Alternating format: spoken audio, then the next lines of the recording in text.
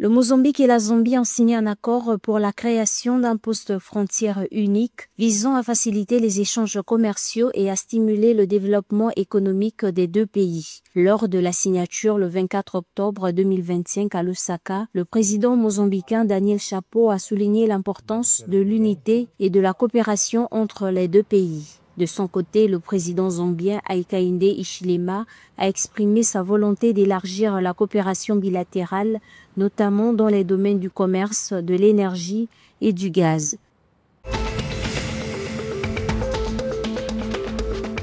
Au troisième trimestre 2025, l'Angola a généré 5,3 milliards de dollars de recettes d'exportation de pétrole brut, soit une baisse de 22,24% par rapport à la même période en 2024. Le pays a exporté environ 91 millions de barils, en recul de 10,91% sur un an selon le ministère des Ressources minérales, du pétrole et du gaz. Malgré cette baisse annuelle, le secrétaire d'État José Barroso a indiqué une hausse trimestrielle du volume exporté, plus 7,19%, et des revenus, plus 9,25% par rapport au deuxième trimestre 2025, dans un contexte de volatilité des prix.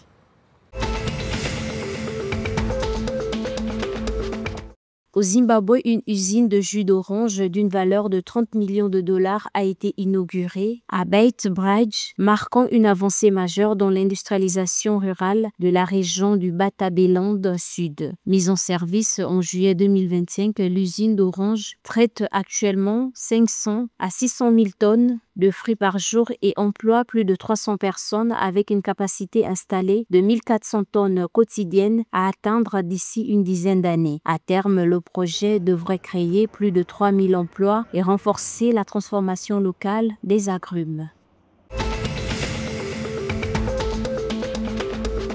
Le ministère namibien de l'Agriculture, de la Pêche, de l'Eau et de la Réforme agraire a élaboré le 24 octobre 2025 un plan d'urgence pour répondre à la crise de l'eau qui touche plusieurs régions du pays. La ministre Ige Zamouani a indiqué que l'équipe ministérielle, en coordination avec les responsables régionaux, a examiné les rapports et mis en place un approvisionnement d'urgence ciblant les zones les plus touchées afin de résoudre le problème en fonction des ressources disponibles.